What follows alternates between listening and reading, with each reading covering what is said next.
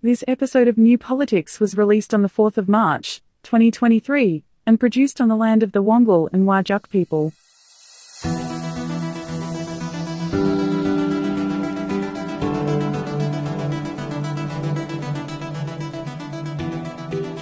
Welcome to New Politics. In this episode, the politics of superannuation and economic reform, a media roundtable meeting but not everyone is invited, the Robo-Debt Royal Commission continues, and 1 year after the Russian invasion of Ukraine. I'm Eddie Djokovic, editor of New Politics. I'm David Lewis, superannuation advisor to the Liberal Party. And if you'd like to support New Politics, you can support us through a Patreon subscription, but whether it's a subscription or whether you just want to listen in, read our material online or buy a t-shirt or buy a book, it's all available at newpolitics.com.au, and all of this is a good way to support independent journalism.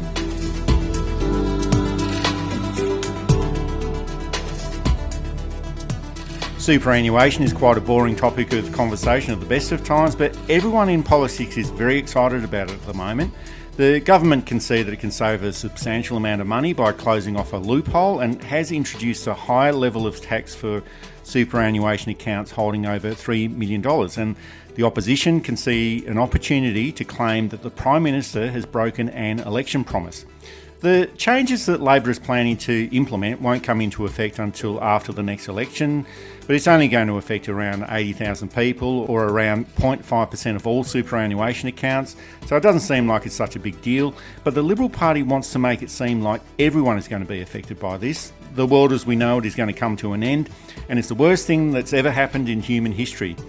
The Liberal Party does have this great skill in being able to magnify these small issues into large-scale calamities, and there have been some comparisons made with the franking credits campaign from 2019 where they made everyone believe that they were going to lose their franking credits, even for those people that didn't own shares. But it's hard to mount these types of scare campaigns when you're in opposition, and the Labor government should probably cut these superannuation benefits even further. Superannuation is complicated, and getting this type of tax reform right is crucial. There's going to be a line in which people who maybe shouldn't be affected will be affected, and where people who maybe should be affected won't be affected. Now, the vast majority of people who are going to be affected are people who can afford it. The top superannuation account in Australia is valued at $544 million. Obviously, that money's been put in there to avoid tax, because you don't want that kind of money tied up to you 65. I don't know whose it is. I don't need to know whose it is. These privacy laws are in for a reason. The point is, though, that to tax the income off that, which would be substantial, would still leave you with an incredibly large amount of money. So to put in a policy that really means that some people might have to rearrange their financial affairs slightly to save on some tax, or to pay a little bit more tax than they're currently paying, isn't that bad a thing. Now, I do worry about the poor innocent who happens to fall on the wrong side of a threshold. But even then, I can hear some of you saying, but if they can afford it, they can afford it, which is fair enough. And the opposition, when they were in government, ran an extremely effective fear campaign, playing on people's ignorance, claiming that they're going to lose all this money because franking credits will be affected. And people who had never bought a share in their life were worried that they were going to lose their franking credits. And there were reports of people turning up to Centrelink asking for their franking credits, which for the people behind the desk must have been an incredibly frustrating experience. But we can see what the Liberal Party leadership is trying to do here, and it seems like they are trying to replicate what they did with their shares franking credits campaign against Labor's election policy back in 2019, and that was an issue that they manipulated effectively and managed to convince a lot of people that they were going to lose out. But I think there's still two major differences here. The Liberal Party is in opposition now, and these sort of campaigns, as I mentioned before, they are less effective from opposition. And what Labor is proposing now, and that's taxing people with $3 million in their superannuation accounts at a higher level, that's actually quite a simple political message to sell. $3 million in your superannuation account, well, to many people, that is a lot of money. Well, it is a lot of money anyway, but most people will never earn $3 million in their entire working lifetime. So I think this is a very easy message to sell. It makes a lot of sense on equity grounds. Generally, this is a good reform and claws back money from people who can easily afford it. My main issue is that it doesn't actually go far enough. And we can see that the Labor government is probably still a bit spooked by how easily these types of issues can be magnified into something that they're not, and pushing this reform over to 2025 makes it a little bit less contentious. It should be coming into effect in 2024, but maybe all of this is part of Anthony Albanese's cautious approach to government, which is what he promised during the last federal election campaign, but he should actually be going in a lot harder. There's going to be very few people who can't afford it, who will be caught innocently. I should also say that. And $3 million to me seems like a pretty fair amount to start these cuts. Most advisors suggest you should have somewhere between 800 and $1 million, which very few people are going to get because of the policy of the last 10 years or so, where we've moved to a gig economy, where we've moved to more contractors, where we've moved to more jobs like Uber and Uber Eats and the casualisation of the workforce. There's a lot less money going into superannuation. And the compulsory superannuation was brought in to try and alleviate the financial pressure that a large number of retirees, starting about 5 years ago and continuing through for about another 5 years, in the baby boomer generation retiring, the strain it was going to put onto the pension system. So encouraging people who could afford it to have their own private pensions wasn't awful policy. For some reason, the Liberal Party, the party of individualism, the party of smaller government, the party of encouraging people to not rely on welfare,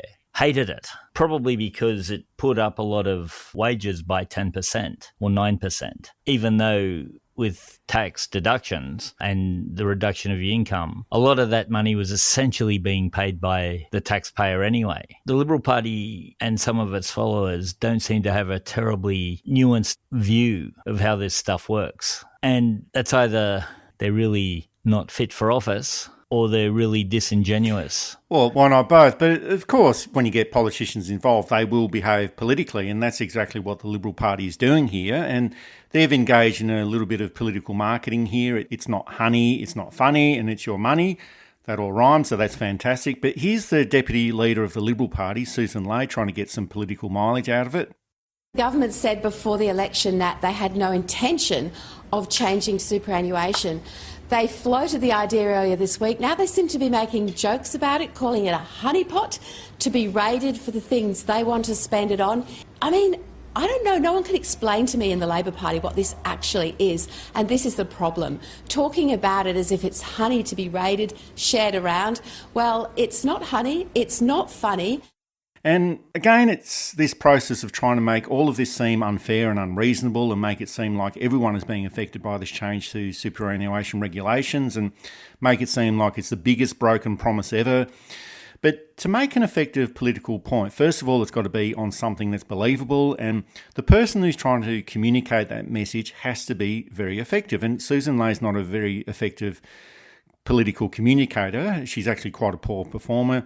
And you referred to this before, David. The other point is that the Liberal Party, they've always opposed compulsory superannuation. They opposed the introduction of compulsory superannuation in 1992. They've always railed against industry super funds, claiming that it's all controlled by the Labor Party people and socialists, even though industry super funds have consistently outperformed retail super funds for the past 30 years. They also allowed people to access $20,000 of their own superannuation funds during the early part of the COVID pandemic rather than getting the government to pay for that support. They also had that lame-brained idea that came in from Tim Wilson of accessing super to purchase houses, and that would have ruined both the superannuation and the housing markets at the same time. So they've always had this antipathy towards superannuation, but now that they see a political opportunity, they're trying to promote themselves as the saviour of the superannuation system, when historically they've been quite the opposite. They're the saviour of the superannuation system for people who want to use superannuation for something other than it was designed for. And what it was designed for, of course, is to give you a passive income in your retirement. And whether you do that in conjunction with a pension or by itself is up to the way that you've been able to manage your finances and how much money you've earned. And there's a bit of luck and there's a bit of skill, and it doesn't really matter. As long as it's been managed well and as long as you're using it for the right purpose, it doesn't really matter. But yet when you get over a certain limit, it becomes less of a retirement plan and more of a tax evasion plan. And the government is right to want to close it. Scott Morrison, I can't believe I'm saying this, but he was right to want to close it. That he lacked the political will, skills, or ability to do so is a whole other story. But it's the type of thing that Treasury looks at and says, well, this is money that we could be getting. And that's not that harmful. At the size it is, people will still have plenty to live on. People will still have a comfortable retirement. The Liberal Party are being helped by a media that clearly doesn't want any changes to the tax system regarding superannuation, because we're not getting a lot of the government's clear and articulate arguments in the media, but we are getting a lot of the frenetic Suzanne Ley, for example, and the ethically questionable Angus Taylor, whereas we're not getting a lot of Jim Chalmers. And when we do, the questions are very hostile. He's not allowed to articulate his position before he's interrupted. It's clear that there are senior people in the Australian media who will be affected by this tax, and they're doing their very best to stop it happening. Oh, well, I think the other point is that we're not hearing enough of the Liberal Party backbenchers, Russell Broadbent and Bridget Archer, and they've got a different take to what their leadership group is saying, and they've been saying that they support the government in at least having a discussion about these reforms and something that's in the national interest. And that's exactly what we expect from our elected representatives. And whether they're in government or in opposition, we expect them to behave and discuss all of these matters in the national interest. Otherwise, what's the point of being there? And this is the opposite to what the Shadow Treasurer Angus Taylor has been saying, where he said that the coalition will oppose and fight any changes. They'll fight tooth and nail over this. And this is the same nihilism that used to come in from Tony Abbott when he was the leader of the Liberal Party. Oppose everything, say no to everything, attack everything coming from the Labor government, even opposing the things that you previously supported during your time in government. So we can see that the opposition is using Tony Abbott's instruction manual in this process, and sure, it did work for Tony Abbott, but if you want to use the same tactics as Tony Abbott, well, you need someone like Tony Abbott for this to be a successful political tactic. Otherwise, it just looks lame, it looks opportunistic and idiotic. Now, I'm not saying that this was a good approach by Tony Abbott, I'm just pointing out that it worked for him politically and got the Liberal National Coalition back into office, but it's like this empty nothingness from the coalition. Oppose for the sake of opposing, attack just for the sake of attacking. And the Liberal Party MP who's trying to be constructive in this debate and trying to act in the national interest, that's Bridget Archer. She's a member for Bass in Tasmania. Senior Liberals in Tasmania have threatened to dump her before the next election and withdraw pre-selection for her. And David Webb said this before on New Politics. This is how the mafia behaves. Speak up in the Liberal Party and you get taken down. Try to act in the national interest and not in the interest of the Liberal Party. Well, they don't want you to act in the national interest. They want you to act in the interest of the Liberal Party alone. And they just want to keep going down in this downward spiral. And if you keep going down too far, you're just never going to get back up again.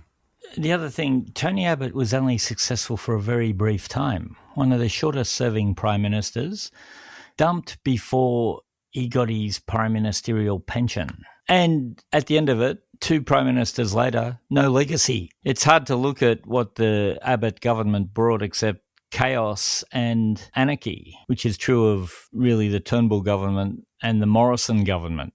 That they lasted longer was more through luck than through any good management or even much good policy. There were a couple of things that they did that was okay. Same-sex marriage, which was forced upon them and they tried to derail, and maybe 1 or 2 other things. It's to the point where we could quote the axiom attributed to Einstein, but insanity is trying the same thing again and again and again and expecting a different result. Any political strategist would look at the last 9 years and think, yes, that didn't work. We got nothing done. We changed Australia in negative ways through negative means, and everything that we did can be easily reversed. But they were in government for 9 years. Maybe that's the important factor for them. That's it. But at the end of the time, the Liberal government was in for 23 years at one point, from 1949 through to 1972. And at the end of that, you could point to not enough, really, but certainly 8 or 10 things that you could argue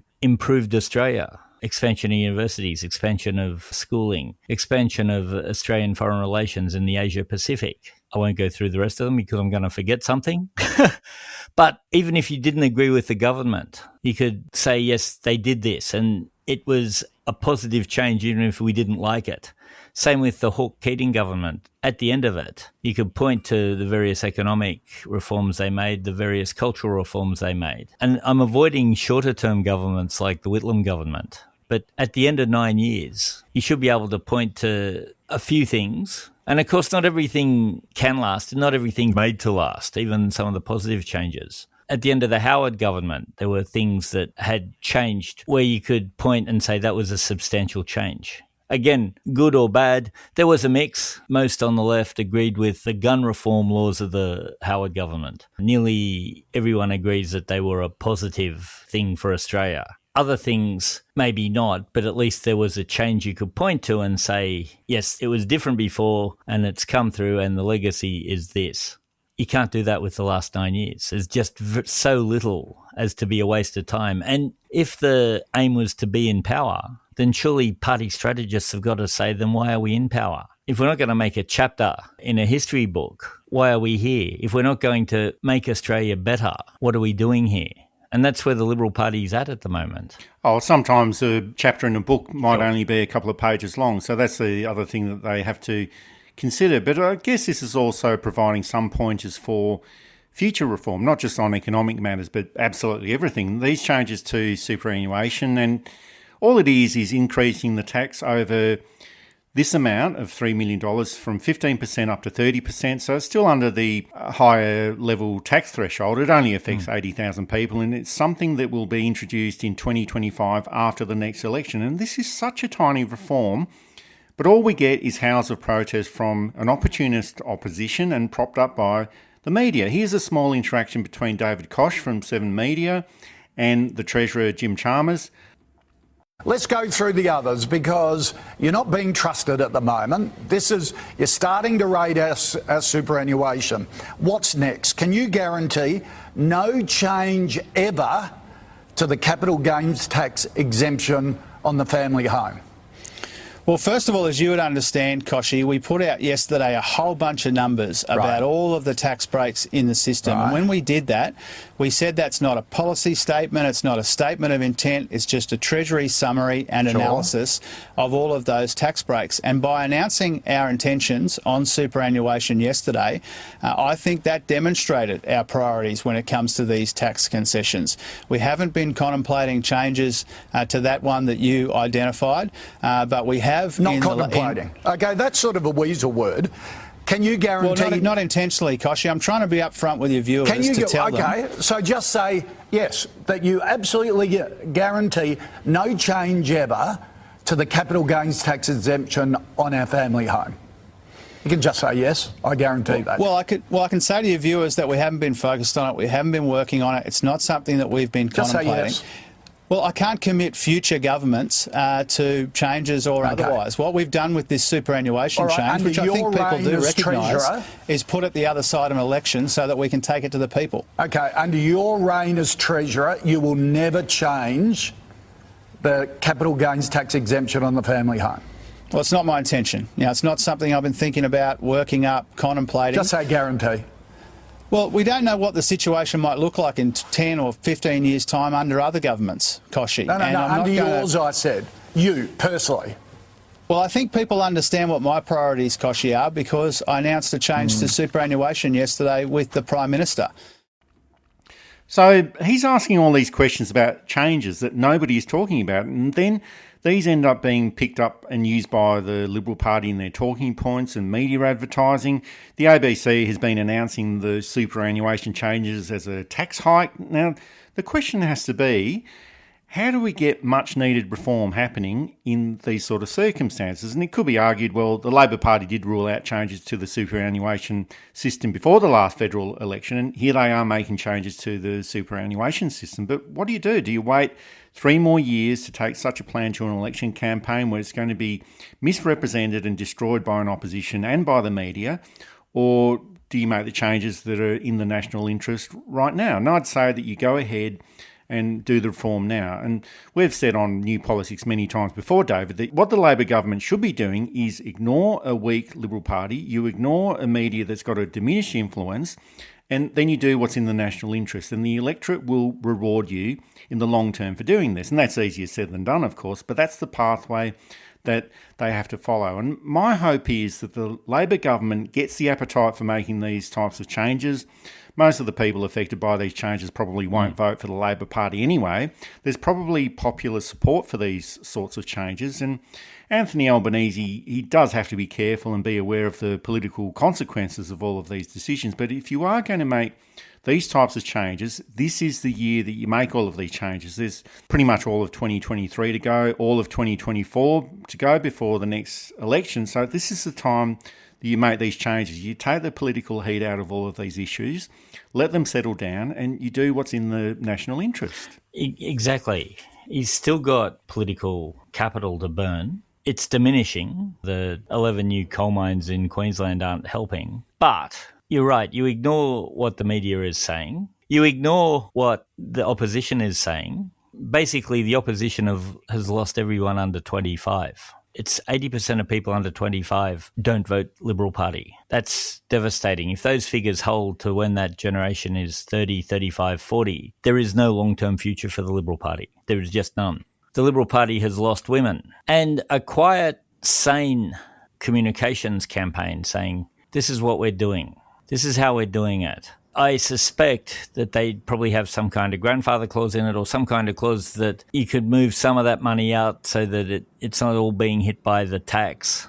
They could bring that in if it was that big a deal. But for 0.5% of superannuation accounts, and probably there would be Labor voters in there, but most of them would be okay with paying the tax. So there's not a vote in it for them that they haven't already got. And there's a chance for votes outside as people say, hey, they're closing inefficient tax loopholes. Before we say that it passed the pub test, I'm not sure that the term inefficient tax loophole has ever been said in any pub anywhere.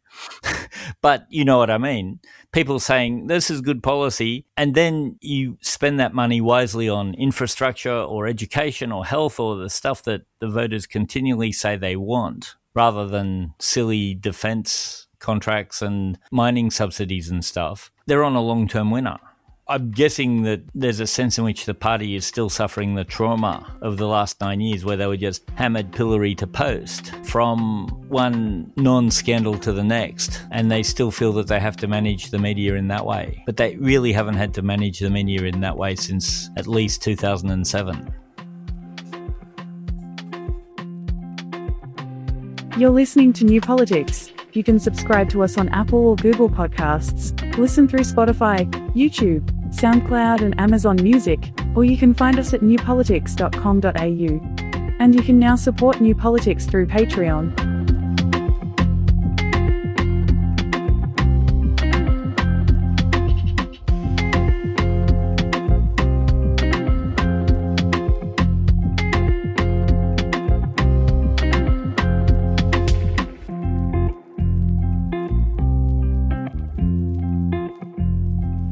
And one issue that has been underreported in Australia is a roundtable meeting that was held by the Attorney-General, Mark Dreyfus, with representatives of news agencies and media unions, and it mainly focused on national secrecy laws and improving protections and press freedoms for journalists and people working in news gathering and political reporting. And it's not clear what the outcome here will be, and it's not entirely clear what the purpose of the roundtable discussions were anyway.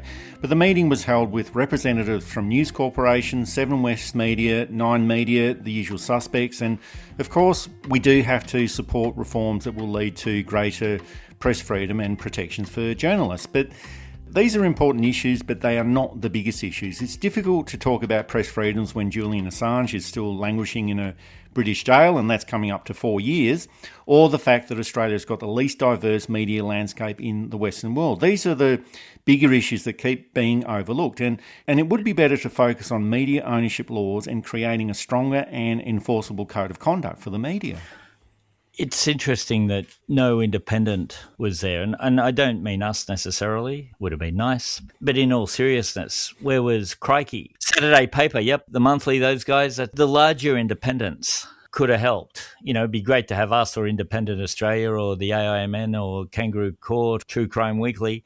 Well, we weren't invited to the media roundtable discussion. We should have been. We've got a lot of ideas about media reform, but with some notable exceptions. I think that journalism and political reporting in Australia is quite mediocre. And some of these reforms that we've been suggesting would make the industry a lot more professional and more worthwhile, and at least it would make it a little bit more interesting. I've said it before, a cap on media ownership, 10% of the industry, that's the most you can own. A revolving press council. You get 2 elections, maybe 3 elections, and then you're out and someone else is bought in. And so they'd have to do succession management for that. But having journalists who've known politicians for 25 and 30 years is a big problem. Perhaps editors will start thinking, well, maybe we don't put journalist X with Minister Y. We bring in somebody else so there's that at least perception of non-bias. So I think at this meeting it seemed to be more about the government appearing to be the friend of the media, and I don't think anyone in the media is going to argue about improving press freedoms and offering more protections to journalists, but I'd be more interested in talking to the media about truth in journalism laws and regulation, because truth in journalism in Australia seems to be an optional extra applied whenever the mainstream media feels like it. The social media bargaining code, that's also one area that needs to be looked at because that has solidified media concentration rather than improving diversity. There's also the Australian Press Council, that's close to useless or worse than useless, and that needs some serious reform. But media ownership is still a problem. We've got at least one media owner who's not a fit and proper person to hold a media licence, and if that can't be reformed, well, maybe a stricter and enforceable code of conduct for the media and for journalists. And I guess the question there is, well, who decides the standards, how is it enforced, and who enforces it? Again, self-regulation doesn't work. Even in the most honest and brutally fair self-regulation, it doesn't work because it can be derailed anywhere. Having completely independent press council for complaints made up of a couple of representative journalists, sure, you need someone in the industry because sometimes things look wrong from the outside, but they're actually the right thing to do. Or at least the bad behaviour can be explained, which might mitigate some consequences. You need people who consume the media, who aren't involved in the industry at all. You do need people who can understand and interpret the law. What you don't want is the usual gang of suspects who seem to get onto these boards all the time and seem to do very little. And you need a broad view. You need people of colour. You need women. You need other minorities, because so often there'll be something really unfair and the mainstream board, shall I say, oh, that's perfectly fair. Whereas Indigenous people raging with anger and anguish because they can see what's gone wrong here, whereas someone who hasn't had that experience can't see what's gone wrong. So you need a press council that represents all of Australia, not just the press. Or at least a press council appeals board or complaints board or whatever you want to call it, who does that. And yes, have representatives from the press on it to defend their members where their members can be defended. Absolutely. You know, you don't want these things to be witch hunts. You don't want the press to undermine it because it's not fair. But you do need people who are affected by the press, who aren't necessarily members of the press. And last week we discussed whether Rupert Murdoch is a fit and proper person to hold a media licence in Australia, and no surprise, we decided that he's not. And in the United States, Rupert Murdoch has testified in a defamation case that he acknowledged that Fox News endorsed that stolen election narrative in 2020, even though Murdoch and other news executives believed that Joe Biden had actually won the election and the results were not in doubt. So despite all the lies and garbage that was presented on Fox News during that time, and this incited a lot of Republican and Trump supporters at the time and eventually resulted in the riots at the Capitol Hill in January 2021, Rupert Murdoch knew that it was all a lie, watched it all happening and didn't do anything to stop it. And it's not like Rupert Murdoch is a nobody or an innocent bystander. He's the head of the most powerful news corporation in the world, and he could have put a stop to all of this, but he didn't. And of course, Australia is a long, long way from the United States, and this defamation case won't be fully heard until April this year, but it's more evidence against a person who shouldn't be in charge of a media organisation, and this should have some ramifications for his role in the Australia media landscape. One of the mistakes of the Hawke Keating government was to allow Murdoch to continue to own papers in Australia.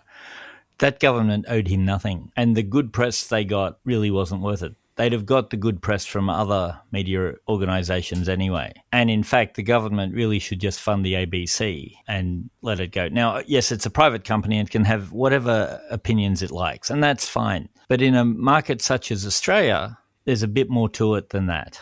We're not getting a lot of diverse commentary. And the thing that Australians don't seem to understand, or Australian media people don't understand, is that I can click on anywhere in the world just about and find better press. The American press has been tainted by Murdoch, but you still have very good papers such as the New York Times, the Washington Post, the Los Angeles Times. You still have very good news services that give a fairly unbiased view. Often. Yeah, you've got Fox News and all of that, but you can still find very good journalism. Same in England. Again, Murdoch's done his best to get all of England. If you go to somewhere like New Zealand, where there is no Murdoch, Canada, they're trying to radicalise the right there, but it's not really working because they have truth in journalism laws. The radical right in Canada is even more pathetic than it is here, where it gets a bit of mainstream support. European news, again, much better than what you get here on the whole.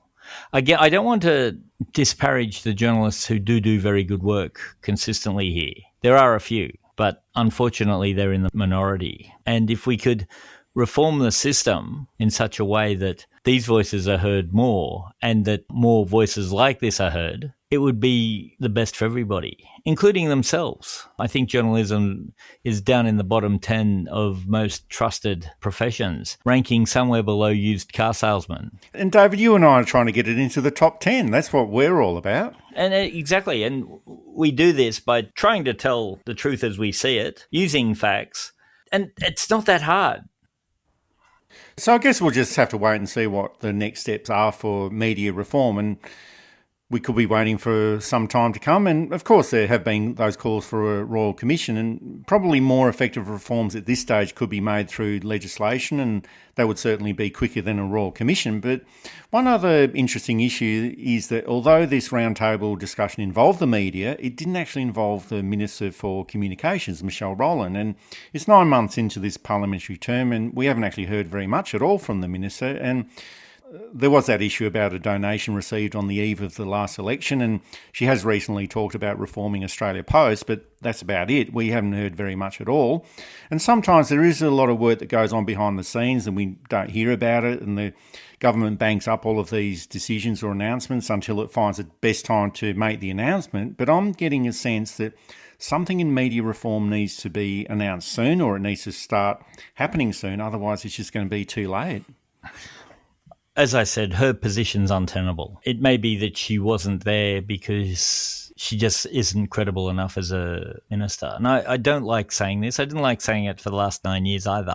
But when you take a payment from an industry that you're supposed to be making judgments on, again, no matter how honest and full of integrity you are, you've lost it. She needs to be taken out of the ministry and someone else brought in. It's a terrible shame, but that's the way it is. And we can't have more substandard ministers. We can't have ministers working on behalf of themselves, not the country. It's the type of thing that you can come back from, but that she wasn't there, I think, said a lot. I think that the government knows that she's not a viable minister anymore. Of course, if I was Prime Minister, I'd have had the Minister for Communications there listening, learning, and looking at the best reforms possible. That wasn't there either suggests, and it could be all of these things, that they didn't take it very seriously, and two, that the minister lacks the credibility to be able to show up with any authority.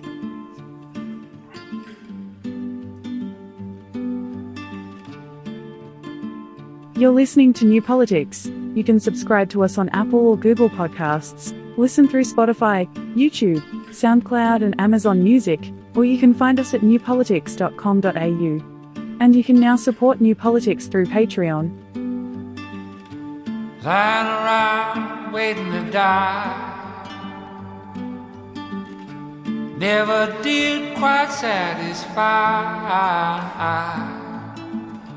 A siren song, sugar tongue, so easily undone. Clever enough to know the score. Beg you to stop, you say what for? My dark angel, won't you drag those nails across my soul?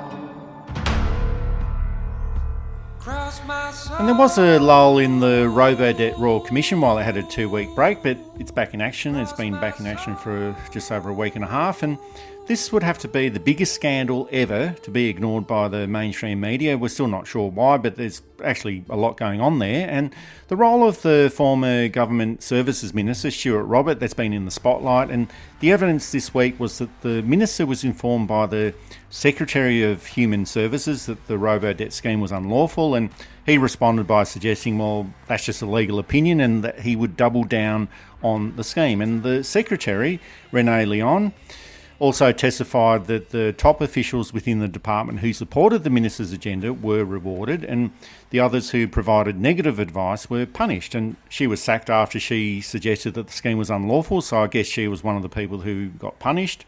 Stuart Robert has also appeared at the Commission, and his behaviour was very similar to the behaviour of the former Prime Minister, Scott Morrison. But you're saying they were the departmental figures, but you knew they couldn't be right. I had a massive personal misgiving, yes, but I'm still a Cabinet Minister. Yeah, but it doesn't compel you to say things that you don't believe to be true, surely. It's one thing to stick to the policy and say this is how we do it and we're confident in the program, but to actually give statistics which you couldn't have believed to be accurate is another thing, isn't it? They were the numbers from the department based on the working approach to how the program was being run. They were the accepted figures by government to use. And as a dutiful Cabinet Minister, ma'am, that's what we do. Misrepresent things to the Australian public? I wouldn't respectfully put it that way. It was dismissive, arrogant, obfuscating, but it's quite obvious that there was a push-through agenda on robo-debt from Stuart Robert and from the Liberal National Government. Didn't matter if the scheme was immoral, unethical or legal. The government at the time was going to push through with it, and this is where the problem lies. You know, sometimes governments do need to be saved from themselves, and sometimes it's the public that needs to be protected from the actions of the government as well. It's heartbreaking to watch the lack of duty of care. Public servants who didn't want to turn their mind to the matter, knowing it was wrong. George Pell had a very similar attitude to abused children. But people who in positions of power who are standing aside. So in the words of Edmund Burke, all evil needs is for good people to do nothing. And we see a lot of people who would tell you that they are good people doing nothing. Meanwhile, people are committing suicide. Again, there is a question as to how many, but there's been enough testimony in the Royal Commission that it's been too many. One, of course, is too many, but it's been more than that. The upper numbers suggest 2,000. The lack of care, the arrogance, the smug sense of entitlement, the pure entitlement of we will do this and we will get away with it. Who cares if it's the right thing or not? It was just heartbreaking. Well, and that's the big issue as well, because this is almost the number one issue that we are asked about the Robo-Debt Royal Commission, because a lot of people cannot believe how awful the scheme was and how it was ever allowed to happen in the first place. And because of this, we might be a little bit fixated on it. But this Royal Commission has been running for some time now, and all the evidence is pointing to a consistent theme, that there was indifference to suffering, there was indifference to the illegalities of the scheme, there was high-level incompetence from senior staff at Centrelink, incompetence from government ministers, and incompetence from government staff as well. And there was just this mindless pursuit of this mad, quasi-religious ideological agenda. And Generally, government spending in any year is between $600 and $700 billion, and Robodebt managed to recoup around $750 million over 3 years, or $0.75 billion. And maybe if the government was going to save something like $100 or $200 billion each year implementing such a bizarre scheme, well, maybe you try it out because there's such a lot of money involved there, but it wasn't even worth the money that they were hoping to get from this overall scheme, which they had to pay back anyway. So it's obvious that it wasn't about the money. This was just some ideological pursuit that was all about punishing poor people. And this probably takes us back to our points in the beginning, whereas the Liberal Party will defend the wealthy, or current members of the Liberal Party will defend the wealthy, and a scheme that may see some of their members either having to rejig their finances in such a way that they're not paying tax that should have been paid, or paying tax that they can afford. They will fight tooth and nail to preserve, whereas something that kicks into the poor, kicks into the vulnerable, kicks into the hurting, they will fight tooth and nail to make sure that it happens.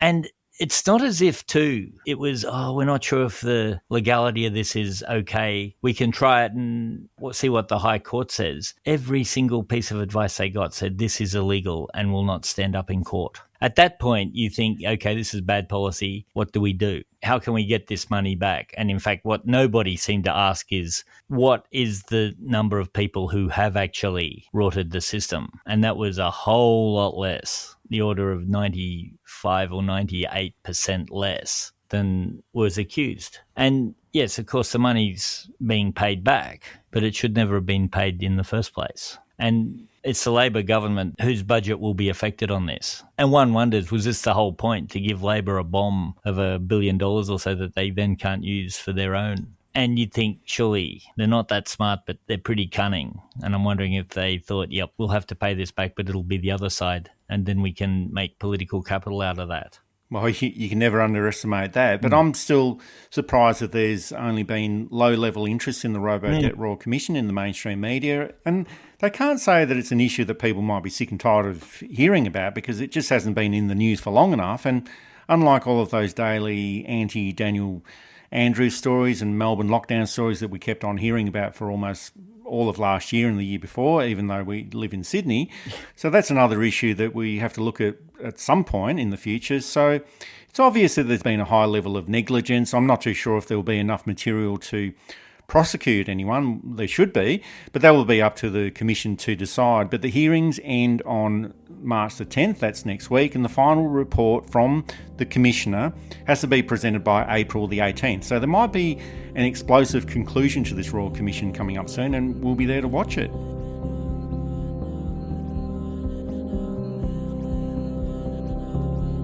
You're listening to New Politics. You can subscribe to us on Apple or Google Podcasts, listen through Spotify, YouTube, SoundCloud and Amazon Music, or you can find us at newpolitics.com.au. And you can now support New Politics through Patreon.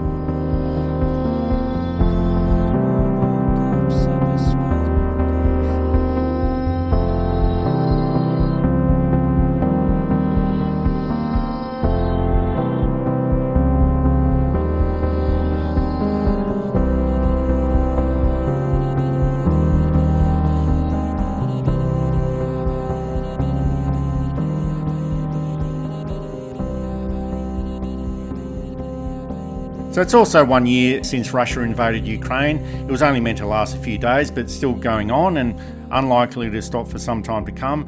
Now, it's said that war is an extension of politics by another means, so it's probably going to continue until both sides are exhausted by the whole process and realise that there's no point in going on, and that's how most wars end. But 1 year on, Russia is still the big loser in all of this, and it's got similarities with other wars that they've been involved with. Afghanistan, where that was only meant to last for a couple of months but ended up going on for 10 years before they had to retreat. There's also that internal war in Chechnya, two wars that lasted over 12 years and they were just meant to last a couple of weeks. So the power of the Russian military might have been overplayed. It does have a massive army, but its competence and effectiveness have also been called into question. But this is primarily about the reworking of European geopolitics by Vladimir Putin. Hasn't paid off so far. But the bigger issue is that so many people have died. The Numbers range from 100,000 to 300,000 people, and that includes military personnel and civilians on both sides. There's also many other people that have been wounded and displaced, around 6 million displaced people in total. And as with most wars, it's not the political leaders that are paying the price of this, it's the civilians and soldiers that get caught up in all of this. It's a tragedy. It's brought up some really interesting alliances. Deeply patriotic Americans supporting Vladimir Putin, and Australians too.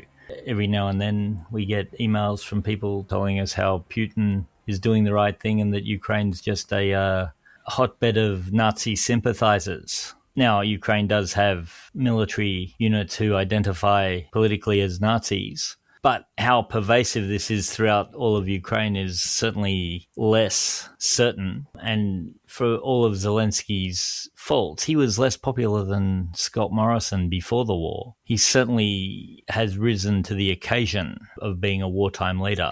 I guess in that way he could be compared slightly to Winston Churchill, who was a joke till World War II started and then became, of course, considered one of Britain's greatest prime ministers. And I know in Australia we tend not to like him because of Singapore, but I'm talking about what the British people themselves feel about him. It's hard to know what's going on in the war because the full propaganda wings of both sides have swung into great effect. So for every Ukrainian victory, there seems to be a Russian one. And Ukraine's either just about to fall or Russia's just about to retreat the whole time. And working through this is difficult to see what the truth is. And I think that would be true if you were on the ground there too. And I think, too, Russia went in hoping for a quick victory. And I suspect even a muted victory of just getting back those two disputed areas that have Russian majorities in them. But they've found themselves dug in too deep. I think it's fair to say that the Ukrainian people are very motivated and very committed to not being taken over by Russia. And there's a long, long history going back hundreds of years of tension between Ukraine and Russia that really only settled during the period of the USSR, but it simmered under the surface there. It's hard to see how either country can get out without either a decisive victory either way. And Ukraine's army is probably too small to get a decisive victory. And Russia's army seems to be in too much disarray to get a decisive victory. Or some kind of figure like Jimmy Carter. It won't be Jimmy Carter, he's just gone into a hospice and is probably not long for this world. Barack Obama would have the capability and the intelligence to do it, but he doesn't get on with Vladimir Putin at all. So he wouldn't be the unifying figure that he so often can be. I can't think of anyone offhand who would be able to go in and negotiate a peace settlement that both would be happy with. Well, Australia has supplied $655 million in support so far, including military hardware, and this support is likely to continue for some time. There's ongoing support from many other countries, but the bulk of the support is coming in from the US government, and that's $44 billion, and Britain is next on that list with $5 billion worth of support. So you could say that this is a proxy war for the US government against Russia.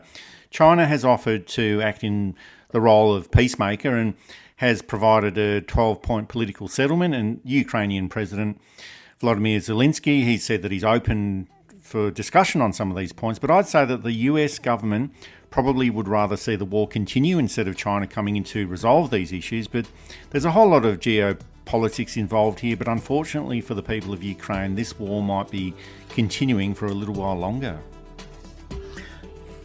I can't see an end to it over the next 12 months. Again, I'm not on the ground there, and the messaging, to use that horrid term, is not clear either way. It's not going to end in the near future, I don't think. And that's a great tragedy for both Ukrainians and Russians all over the world.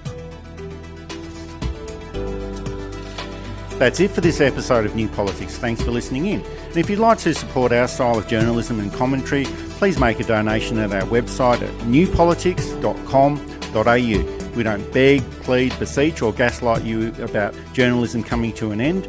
We just keep it very simple. If you like what we do, please send some support our way. It keeps our commitment to independent journalism ticking along. I'm Eddie Djokovic. Thanks for listening in, and it's goodbye to our listeners. I'm David Lewis. We'll see you next time.